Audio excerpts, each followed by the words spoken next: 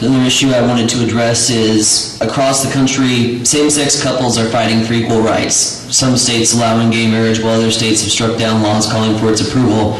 Is this an issue that can be resolved at the national level? Where do you stand on the issue? We'll start with you, Colonel Brewer.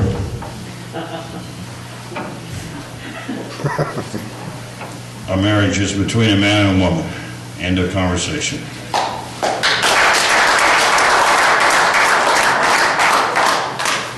I can't endorse gay marriage. Again, I'm going back to the faith-based argument that I made earlier on pro-life, but I strongly support the ENDA, Employment Non-Discrimination Act, issues of fairness in pay, in work, in workplace. Folks, we all have civil rights. Every citizen has equal civil rights. The only time that they're conflicted or restricted is when my rights inflict themselves on your rights, or your rights inflict themselves on my rights. So as long as those persons are citizens, they're not lawbreakers, they have every right to have equal jobs, equal pay, equal opportunity, and I will fight for that. Again, I told you my position on the marriage. I can't quite get over that, but.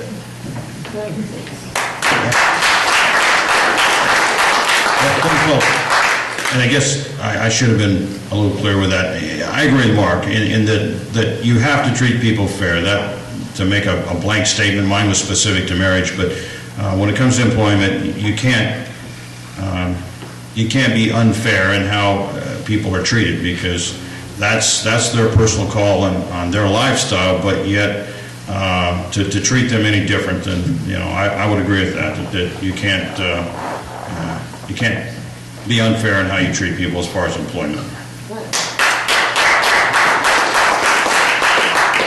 Another question from the audience. This one maybe just a little bit of a softball, but would you consider a cabinet position if you were appointed to one? We'll start with you, Mr. Sullivan. No.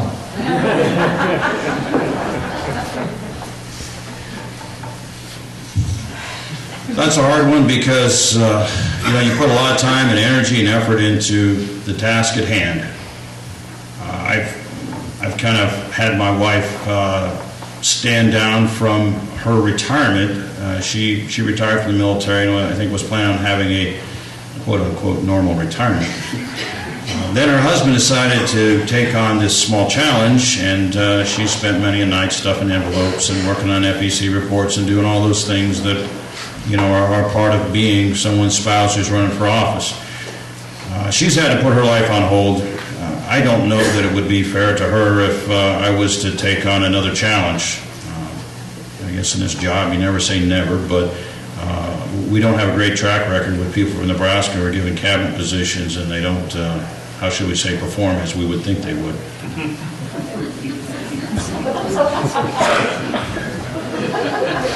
President Barack Obama believes we have a moral obligation to fight climate change. We both talked a little bit about this, and you've elaborated on just a few of the comments, but conversely, new regulations from the EPA have been considered to some Nebraskans as an extreme burden on our way of life here.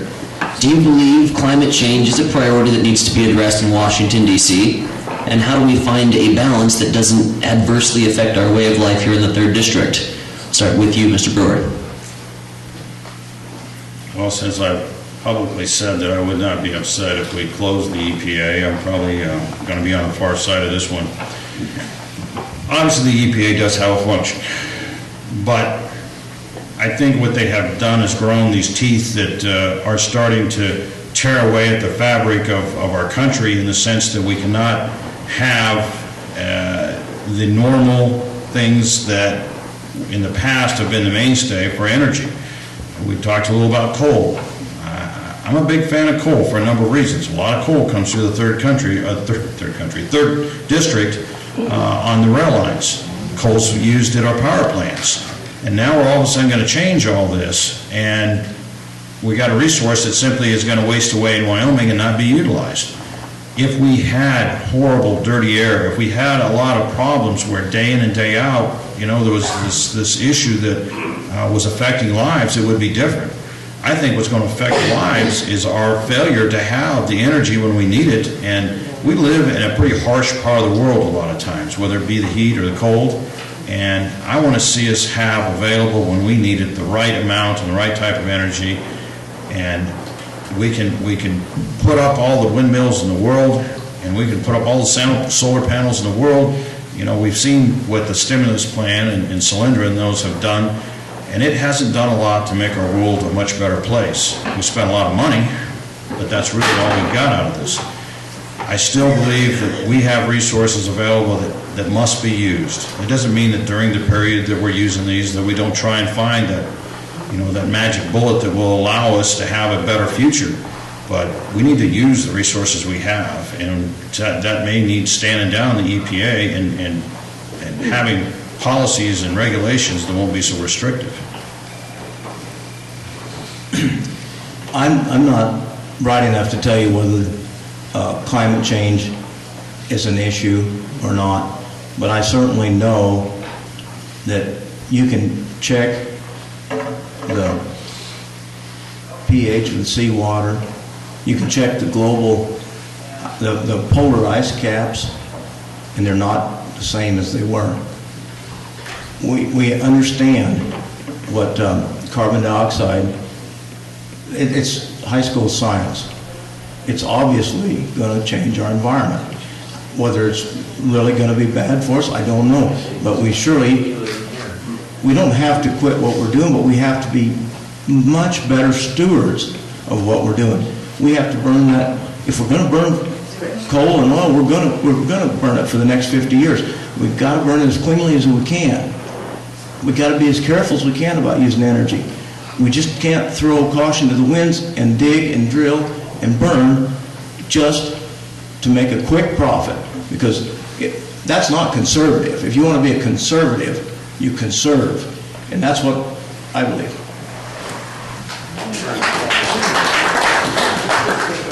Sheer area has given the congressman elected to Nebraska's 3rd District the responsibility of taking on everything from the Panhandle, even throughout here in the South Central Nebraska, even further east.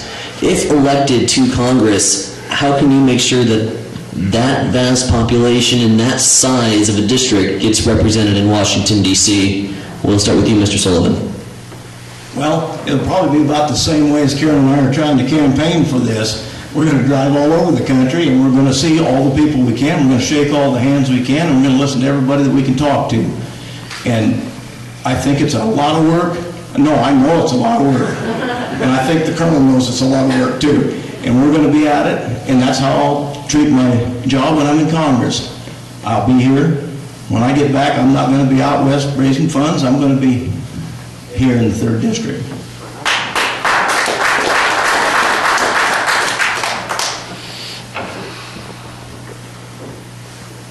Well, growing up in Panhandle, I guess kind of gives you appreciation for western Nebraska, and spending a lot of time in eastern Nebraska, whether it be while I was serving with the National Guard or going to college, you kind of get a flavor of both ends of the state. And like Mark said, you cannot campaign in this district and not have a real appreciation of the size of Nebraska. I don't care whether you're in O'Neill or whether you're in Curtis or Chadron or Crete or where you're at. It's a massive district. The nice part is we don't have Lincoln and Omaha.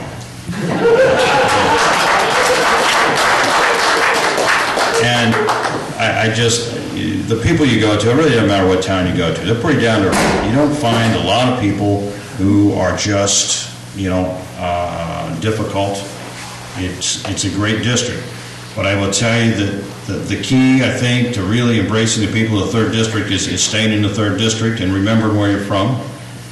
That's not hot tubbing in Colorado or other places with lobbyists. It's being right here on the weekends. When you get a chance to come home and make sure that they see you and are able to share with you their thoughts on what the issues are and what they want you to do back in D.C.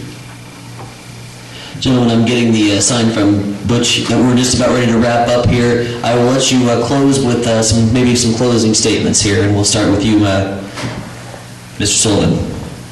Well, again, I want to thank you guys for putting up with us this evening, and you've got a lot more stamina than I do. I get to stand up here and do the talking, you have to listen. I really believe that we can make a difference for the 3rd District in Nebraska, and I want a chance to do it. I'm not very partisan, but I'm very, very concerned and very, very involved with the 3rd District in Nebraska. And folks, if you want someone that represents the 3rd District and the people in the 3rd District, I think I'm your choice. My range of experience in business, in agriculture, in the 3rd District, I think sets me apart from the candidates. Thanks for your patience this evening.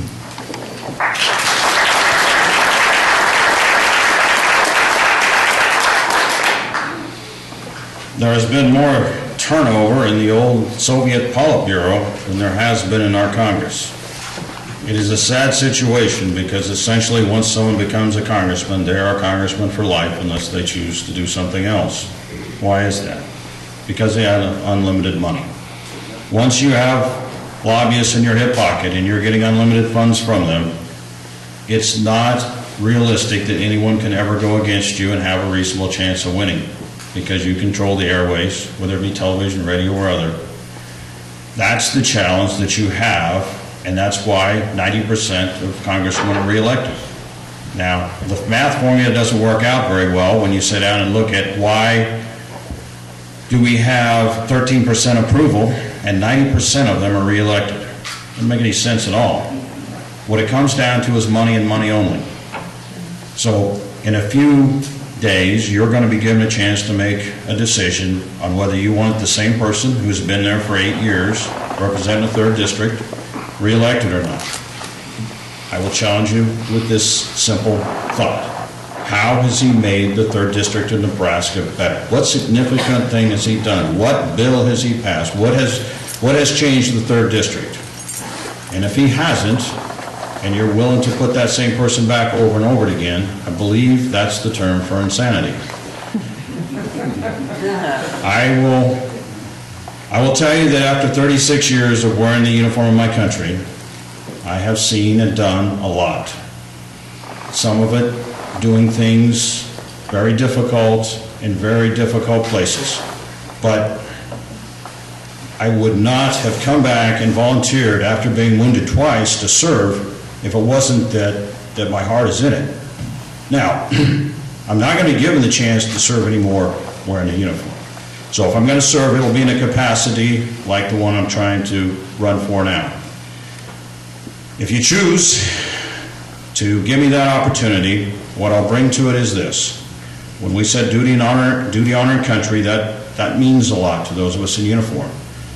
In Scottsbluff, I talked about how disappointed I've been in the federal government in many ways, but the thing that has burned away my soul, and it's the same thing I talked about in Scottsbluff, was the Benghazi investigation tears away at my heart on a regular basis. Glenn Doherty was a good friend of mine, and he died on a roof defending U.S. territory, and nothing has been done to find his killers. There was a time when we said that no man would be left behind, and yet we left them behind. They fought for 7 hours and died on that roof because we wouldn't send anyone to their aid.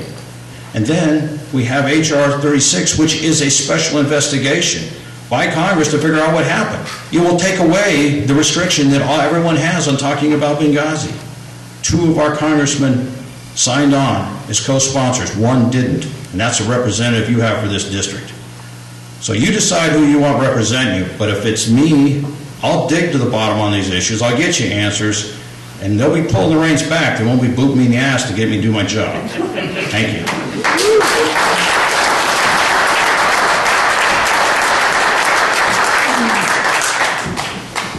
Thank you for being here and being part of our first town hall meeting. I think we all learned a lot about these two fellows here and a lot about our country and why Nebraska deserves the best. So have a good night. These gentlemen will be here as long as you want to visit with them. So